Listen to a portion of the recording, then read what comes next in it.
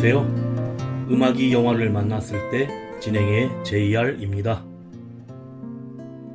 암벽 등반은 육체적 능력과 정신적 능력이 요구되는 스포츠로 충분한 교육과 적절한 장비, 능숙한 등반 기술이 없다면 아주 위험한 익스트림 스포츠입니다. 우리나라 암벽 등반의 시작은 일제강점기로 1926년 5월 영국의 부영사였던 클리프 아처가 북한산 인수봉 암벽을 처음 등반했고 1945년에는 조선 산악회가 탄생했지만 한국전쟁으로 침체되었습니다.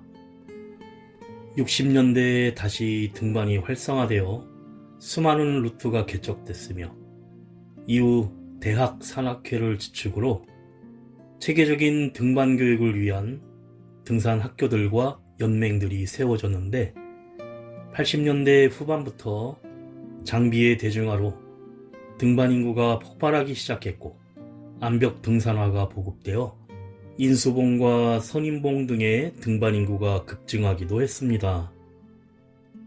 90년대에는 인공 암벽장이 생기고 2000년대 이후에는 스포츠 클라이밍이 전국체전의 정식 종목으로 채택되었고 과거 고등, 대학 산악부를 통해 입문했으나 10대 이전부터 시작하는 경우가 많아졌고 시흥시에는 국제규격의 스포츠 클라이밍 센터가 생겼으며 특히 김자인 선수가 2010년 초부터 2014년 세계 선수권대회에서 금메달을 차지하면서 더욱 대중에게 알려졌습니다.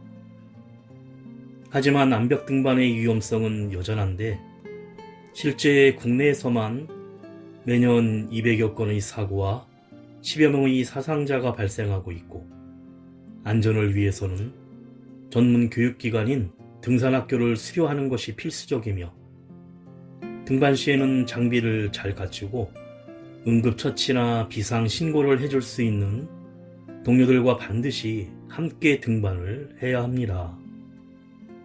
익스트림 스포츠의 스릴을 만끽하기 이전에 자신의 생명과 안전을 꼭 생각하는 지혜로운 선택이 필요할 것입니다. 음악이 영화를 만났을 때 오늘 소개해드릴 영화는 지난 11월에 개봉한 미국 스릴러 재난영화 폴 600m입니다. 주인공 베키는 남편 댄 그리고 절친 헌터와 암벽 등반을 하던 중 불의의 사고로 남편 댄을 잃게 됩니다. 그 후로 베키는 1년간 망가진 삶을 살게 되는데 그러던 중 한동안 연락이 없던 친구 헌터가 그녀를 찾아와 미국에서 4번째로 높은 송신탑에 올라 댄의 유골을 뿌려주고 트라우마에서 벗어나자고 제안합니다. 아직 두려움이 남아있지만 헌터와 함께 송신탑으로 향하게 되고 그만 그곳에 갇혀 생존을 위한 고군분투를 벌이게 됩니다. 먼저 남성 듀오 터보의 김종국이 부르는 회상 듣고 영화 이야기 시작합니다. 겨울 오면은 우리 둘이서 항상 왔었던 바다가 시린 바람과 하얀 파도는 예전 그대로였지. 나의 곁에서 제잘거리던 너의 해맑던 그 모습 이젠 찾을 수 없게 되었어. 아무도 없는 겨울의 바닷가 너무나 슬퍼 보인다고 우리가 바다 곁에서 친구가 되자고 내 등에 숨어 바람을 피할 때 내 작은 기도를 들었지.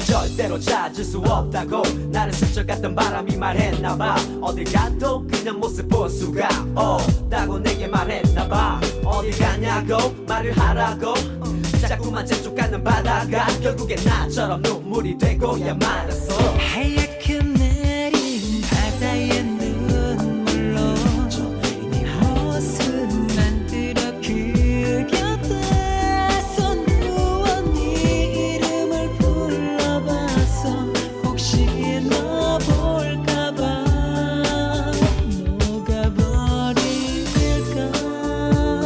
걱정이 됐나봐 햇살을 가린 불을 떠나지 않잖아 너 없는 바다 눈물로만 살겠지 거칠은 파도 나를 원망하면서 너 없이 혼자 찾아오지 말라고 널 데려오라고 네 모습 볼 수 없다 해도 난 알아 내 볼에 닿은 하얀 한방울 촉촉한 너의 입맞춤과 눈물이라는 걸 널 절대로 찾을 수 없다고 나를 스쳐갔던 바람이 말했나봐 어딜 가도 내 모습 볼 수가 없다고 내게 말했나봐 어딜 가냐고 말을 하라고 자꾸만 재촉하는 바다가 결국엔 나처럼 눈물이 되고야 말았어 네 모습 볼 수 없다 해도 난 알아 내 볼에 닿은 하얀 한방울 촉촉한 너의 입맞춤과 극강의 공포를 느끼는 아드레날린이 중독된 절친 베키와 헌터는 베키의 남편 댄과 함께 익스트림 스포츠인 암벽 등반을 하는 장면으로 영화가 시작됩니다. 헌터가 앞서가고 베키가 그 뒤를 따르고 있는데 댄이 걸고리를 바위 틈에 밀어넣다가 거기에 있던 둥지에서 새가 날아오르는 바람에 그만 놀라 균형을 잃고 떨어져 허공에 매달리게 됩니다. 댄을 지탱해주던 다른 걸고리도 하중을 이기지 못하고 바위에서 뽑히면서 추락사하고 맙니다. 베키는 그 충격으로 인해 1년이란 시간 동안 슬픔에서 헤어나오지 못하고 우울증에 매일 알코올 중독에 빠져 버티고 있었는데 댄과 결혼을 허락하지 않았던 아버지 제임스가 제발 정신 좀 차리라고 충고하지만 베키는 극단적인 선택을 하면서 댄을 향한 사랑과 죄책감에 아버지와도 멀어지게 됩니다. 그러던 어느 날 같이 암벽 등반을 했던 절친 헌터가 댄의 아빠 부탁으로 찾아와 베키에게 사막에 설치된 철거 예정인 600m 높이의 TV 송신 철탑에 올라가자고 제안하지만 베키는 아직도 남아있는 트라우마 때문에 거절하자 헌터는 그곳에 올라 아직도 댄을 놓아주지 못해 보관하고 있던 유골을 그곳에 올라 뿌려서 떠나보내자고 하자 댄의 죽음에서 벗어나 살아가기 위해 결국 독려하고 따라 나서게 됩니다. 황량한 사막 한가운데 도착해보니 철거 예정인 정말 낡고 오래된 철탑이었고 높이가 600m나 되어 까마득히 높은 곳을 올려다보던 베키는 포기하려고 하자 헌터가 로프를 묶어주며 할 수 있다고 용기를 주며 함께 오르기 시작합니다. 가수 리네가 부릅니다. 기억상자.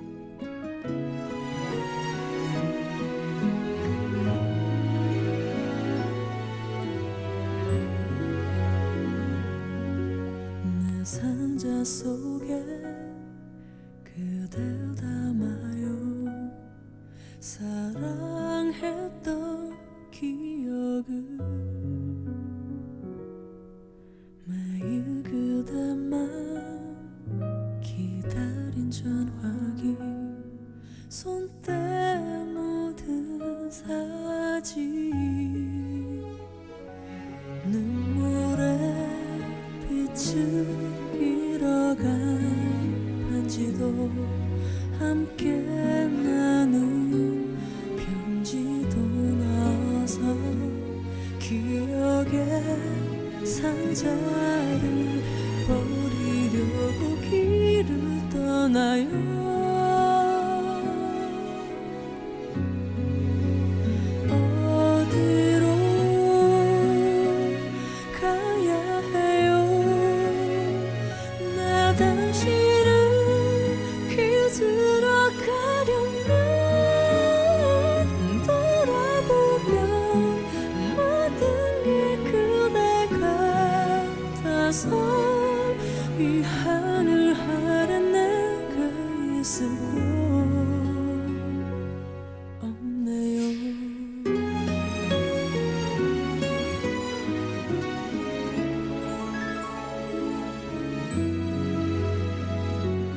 아파도 오늘은 그댈 잊어야만 하는데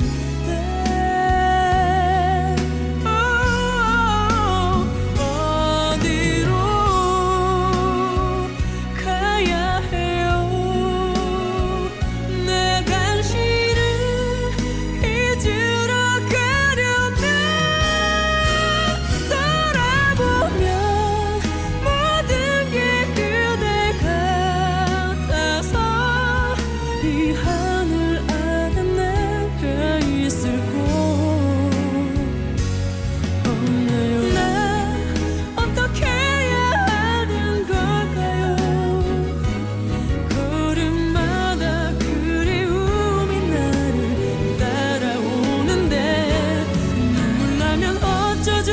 내가 너무 사랑한 사람 그 한 사람이 있는 게 안 되네요.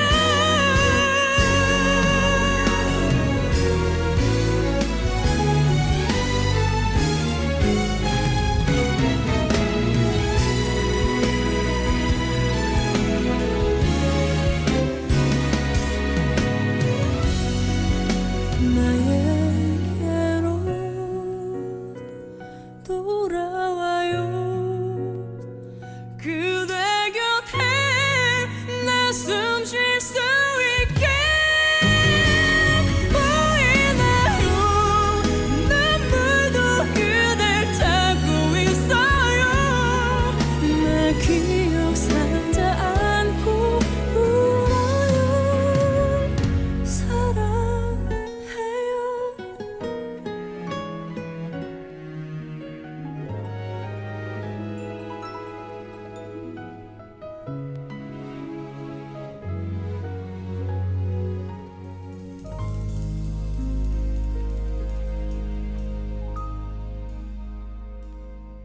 베키와 헌터는 철탑을 오르기 시작하는데 먼저 앞서서 헌터가 올라가고 그 뒤를 베키가 천천히 따라 올라갑니다. 어느덧 접시형 통신 안테나를 지나자 사각 철탑 형태의 타워가 끝나고 상부는 원통형의 파이프에 외부에 사다리가 달린 구간을 오르게 됩니다. 장난기가 많은 헌터는 사다리를 흔들기도 하며 자신감을 보이면서 힘들게 목표했던 꼭대기의 선반형 안전지대에 무사히 도착을 합니다. 이때 유튜버였던 헌터는 정상에서 다양한 각도의 아찔한 사진을 찍기 시작하는데 챙겨왔던 드론까지 띄워 영상을 찍어 라이브로 내보내려 하지만 안테나 부분이라 전파가 차단되었는지 영상 촬영만 합니다. 베키는 가져온 대의 유골을 바람에 날려보내며 그를 떠나보내주고 이젠 기념사진도 같이 찍으면서 헌터 덕분에 자신감을 많이 회복하기 시작합니다. 둘은 원래 가지고 있었던 익스트림 스포츠의 아드레날린이 솟구치는지 서로 번갈아가며 철탑에 아슬아슬하게 매달리는가 하면 제일 꼭대기에 전멸 항공 안전등이 달려있는 얇은 파이프 최고점의 꼭지점까지 올라가더니 심지어 안전 로프를 제거하고 한 손으로만 매달려 기념사진 찍기까지 성공을 합니다. 고공에서 펼쳐지는 아득한 사막을 바라보면서 이젠 자신감을 회복한 듯 새 삶을 살아갈 용기를 되찾고 둘은 철탑을 내려가기로 합니다. 가수 KCM 강창모가 부릅니다. 안녕.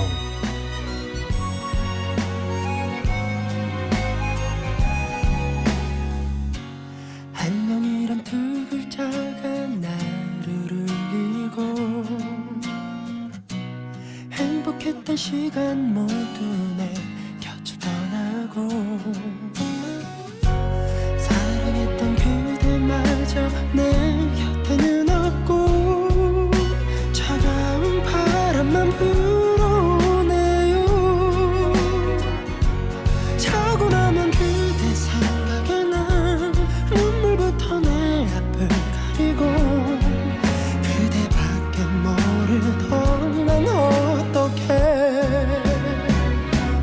그대 사랑하지 말아요.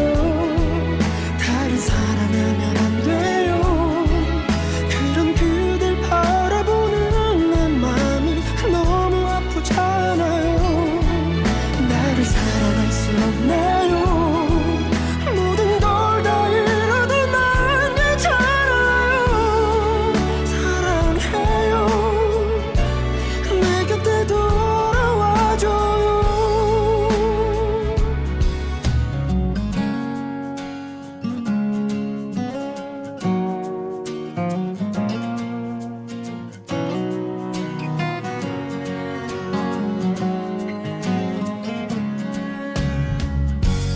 길을 걷다 마주치는 많은 풍경도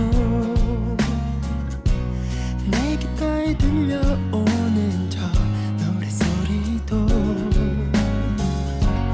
입 맞추던 그 거리도 다 그대로인데 그대 하나만 편한 것 같아요. 내일이면 그대를 잊어야지. 떠난 사람 이젠 보내야지. 다시 그리움에 무너지네요. 그대 사랑하지 말아요. 다른 사랑하면 안 돼요. 그런 그댈 바라보는 내 맘이 너무 아프잖아요. 나를 사랑할 수 없나요. 모든 걸 다 잃어도 난 괜찮아요. 사랑해요. 내 곁에 돌아와줘요. 이젠 못 보는 거죠. 다시 못 보는 거죠. 정말 두 번 다시는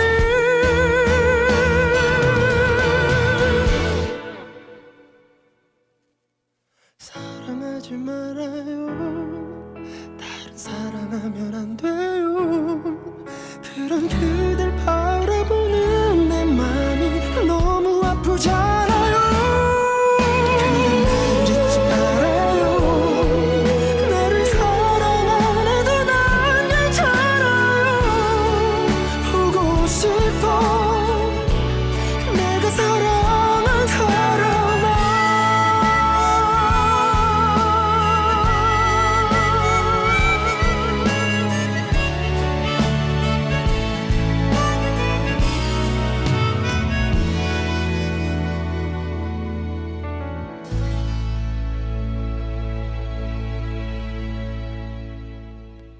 그런데 베키가 먼저 내려오기 시작할 때 부식되어 있던 사다리 나사가 풀리며 떨어지면서 베키가 수백 미터 위에 매달리는 사고가 발생하게 되는데 다행히 헌터와 안전로프가 연결되어 아직 선반 부분 안전지대에 있던 헌터는 로프를 힘껏 당겨서 베키를 끌어올립니다.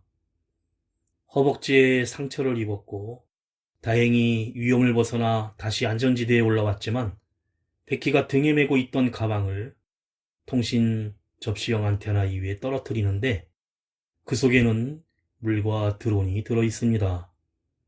헌터는 떨어진 철탑의 사다리의 추락 소리를 누군가 듣고 구조하러 올 것이라고 믿으면서 둘이 겨우 앉을 수 있는 선반 안전지대에서 구조대를 기다리기 시작합니다.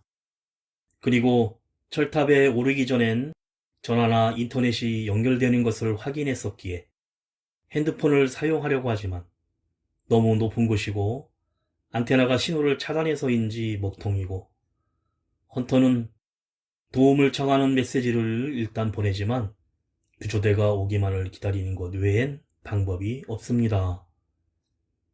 다행히 탑 정상의 비상박스에서 쌍안경과 조명탄 한 발을 찾아내어 누군가에게 발견되기를 바라며 쌍안경으로 주변을 살피던 베키가 어떤 남자가 개와 함께 철탑 밑을 지나가는 것을 발견하고 소리를 지르지만 전화 통화를 하고 있었고 너무 높아 소리가 들리지 않는지 그냥 지나가려 하자 헌터가 신발을 벗어서 집어던지지만 같이 있던 개의 관심은 끌었지만 그 남자는 운동화 한쪽을 그저 발견하고는 잠시 주변을 둘러보더니 그냥 돌아가 버립니다.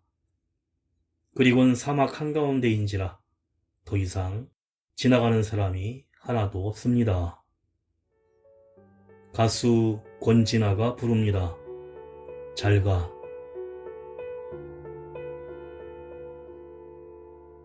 어서가 밤이 깊었으니까 그래 조심히 들어가 그렇게 네가 사라질 때까지 손을 흔들었어 나 가끔은 모든 게 너무나 명확해서 마지막이란 걸 알 수가 있었어 이별이 늦어서 미안해 더는 너를 잡지 않을게 담담히 보낼게 너무 무겁지 않게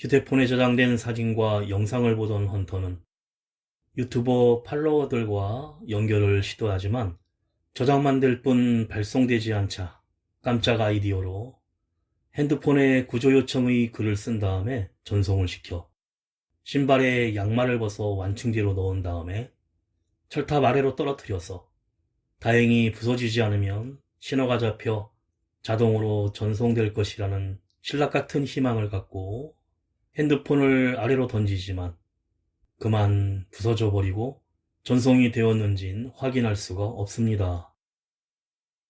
이어 쌍안경을 살펴보던 베키가 얼마 떨어지지 않은 곳에 캠핑카를 발견하는데 사람은 보이지 않고 밤이 되자 그 캠핑카에서 바베큐 파티를 하기 위해 밖으로 나온 부분을 발견하곤 조명탄을 발사해 구조 요청을 하는데 다행히 조명탄을 보고는 철탑 쪽으로 차를 몰고 다가옵니다. 베키와 헌터는 이젠 구조될 것이라고 좋아하는데 하지만 이들은 철탑 주변에 세워져 있던 헌터의 SUV 차량을 살펴보더니 철탑 위의 일행은 신경도 쓰지 않고 차를 훔쳐서 달아나 버리고 맙니다. 더욱 절망한 두 사람은 철탑 위에서 밤을 새우며 삶에서 멀어지기 시작하자 인생에서 소중한 것들과 자신들의 이야기를 털어놓습니다. 그때 베키는 헌터의 발목에 새겨진 143이란 숫자를 보게 되는데 I love you라는 남편 댄이 자신에게 사랑을 고백할 때 사용했던 단어 개수 암호였고 헌터는 4개월 동안 불륜을 저질렀다는 사실을 인정하지만 베키는 사과를 받아들이지 않습니다. 둘은 한 남자를 사랑했고 댄이 선택한 여자는 베키였으며 헌터는 댄이 죽고 나서 베키가 힘들어할 때 옆에 있으면서 동병상련을 같이 나누고 있던 것입니다. 가수 임한별이 부릅니다. 길을 잃었다. 길을 잃은 것 같아 너와 헤어진 뒤로 어떤 방향도 없이 헤매이는 것 같아 생각보다 이별은 대책 없이 아파서 가시밭길을 혼자 걷는 듯해 용감했던 이별 뒤에 끝없는 후회만에 네가 전부였다는 걸 그땐 몰랐어 네가 없는 나는 길을 잃었다 너를 잃고 나는 모든 걸 잃었다 네가 없는 나의 세상은 앞이 보이질 않아 두려워 난 멈춰서 있다 난 길을 잃었다 너 하나 없는데 내게 남은 게 하나 없어 텅 빈 내가 아닌 나로 그렇게 살아 네가 없는 나는 길을 잃었다 너를 잃고 나는 모든 걸 잃었다 네가 없는 나의 세상은 앞이 보이질 않아 두려워 난 멈춰서 있다 네가 없는 공기들로 숨을 쉬는 게 네가 없는 작은 위로들로 견뎌내는 게 난 한다 너를 잊지도 못해 나 혼자서 날 수 있는 게 단 하나도 없어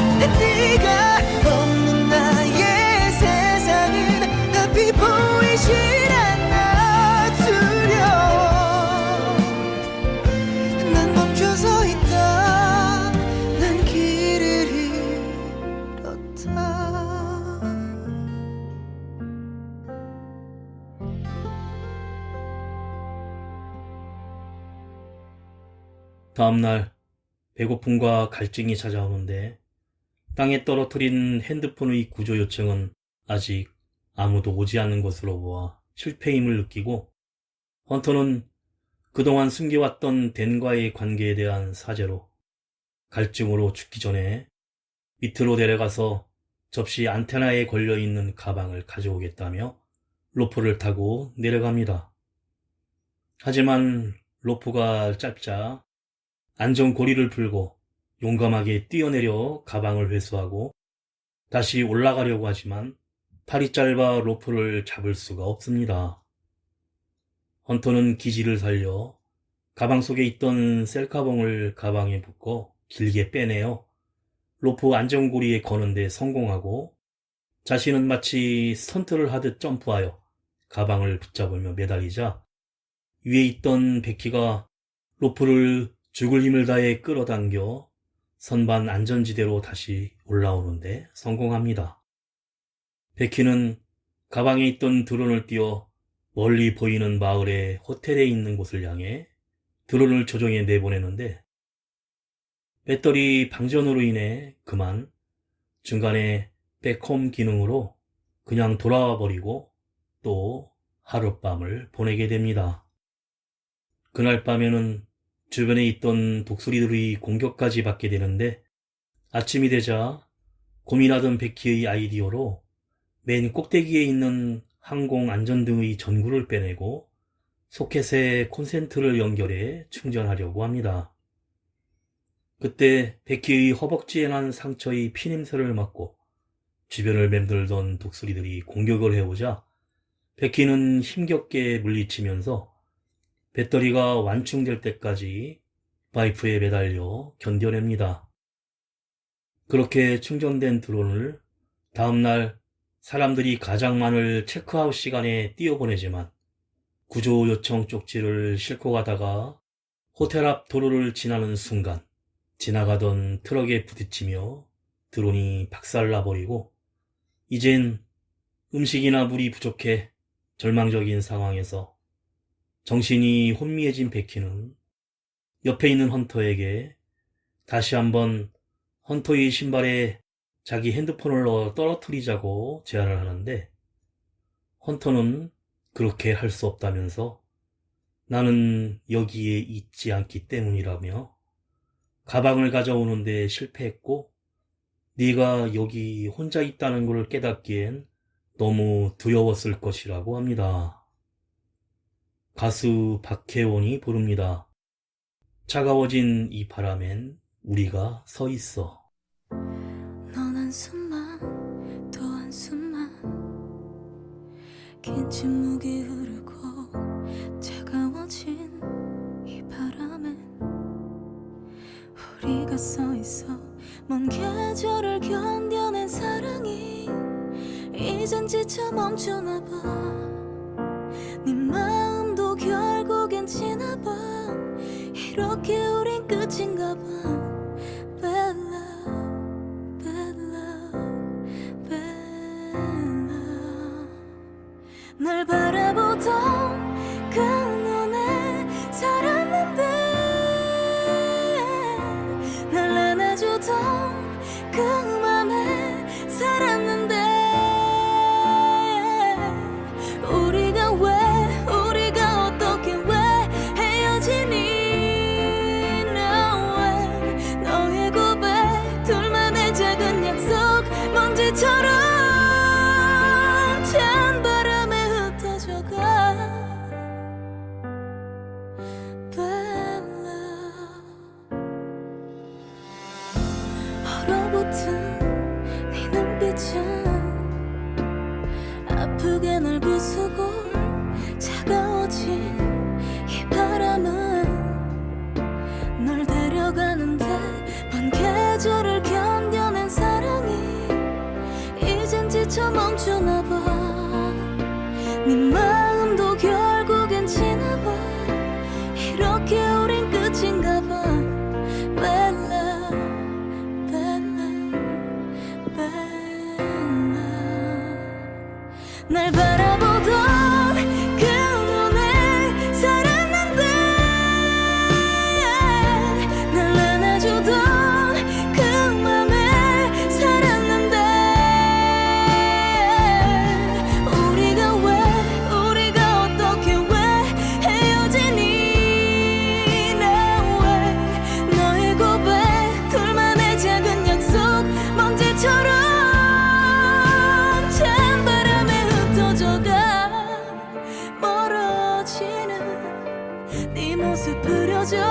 나 지금 보나봐 우리 남이 되나봐 끝인가봐 No no no no No no no no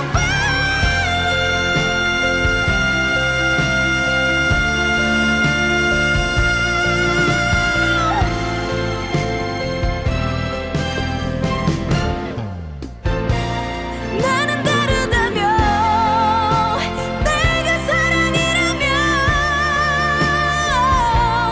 아니잖아 사랑이 아니잖아 떠나잖아 넌 왜 너의 기억 너의 향기 두고서 넌 가잖아 결국 여기까지인가 봐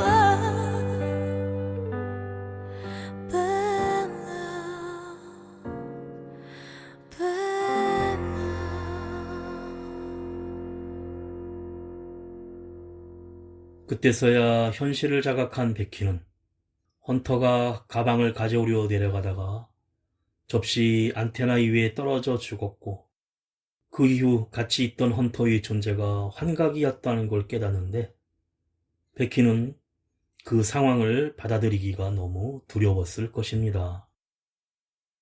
갈증과 배고픔이 심해지자 베키는 그때서야 그동안 아빠가 딸을 걱정했던 말들이 다 맞다는 걸 깨닫고 마지막 메시지를 보내고는 잠이 들고 맙니다. 다음날 베키는 피냄새를 맡고 날아온 독수리가 자기의 다친 다리를 쪼아먹고 있을 때 정신을 차리는데 다시 살아야겠다는 결심으로 독수리를 손으로 잡아 비틀어 죽이고는 에너지를 보충하기 위해 살점을 뜯어먹습니다. 머리를 뒤로 질끈 묶고 기운을 차린 베키는 로프를 타고 내려가 헌터가 걸쳐 죽어있는 접시 안테나로 뛰어내려 독수리들에게 살점이 뜯겨진 헌터의 뱃속에 마지막 시도로 구조 요청 문자를 아버지에게 보낸 후 전화를 넣은 신발을 집어넣어 접시 안테나 위에서 밀어내 떨어뜨립니다. 어느덧 시간이 흘러 밤이 되고 메시지를 받은 아빠 제임스가 긴급 구조대에 알려 경찰과 구급대 헬기까지 도착했고 현장에 달려온 아빠는 시신을 수습하는 것을 보고 놀라지만 친구 헌터였고 그때 베키가 아빠를 부르며 달려와 부둥켜 안고 서로 화해하면서 영화가 끝이 납니다.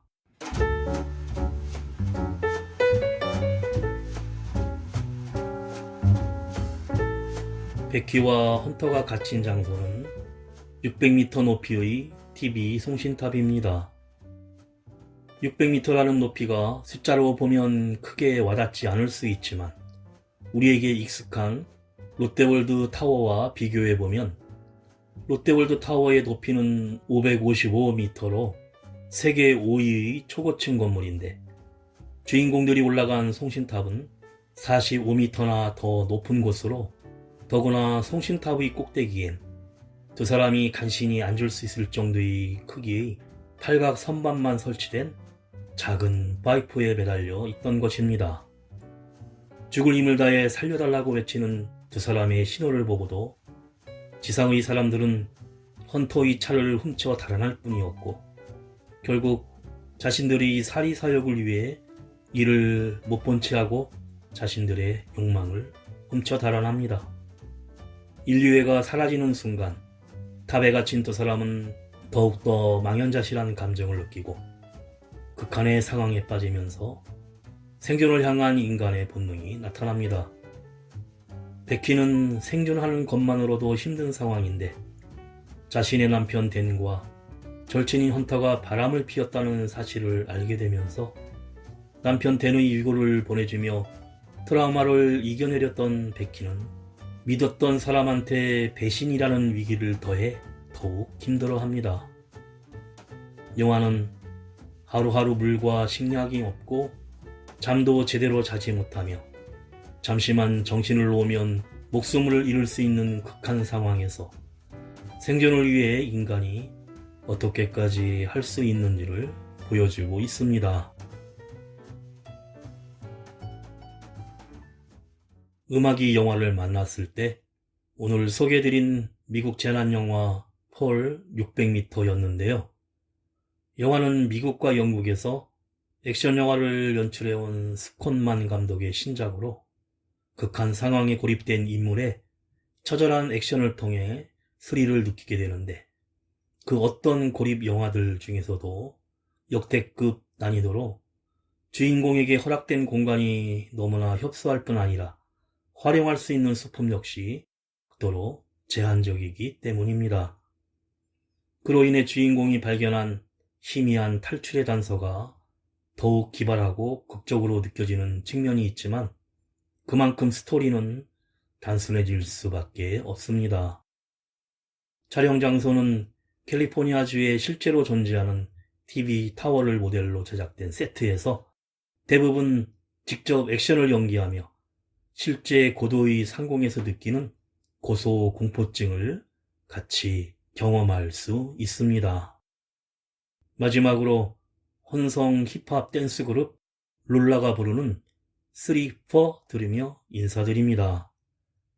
지금까지 JR이었습니다.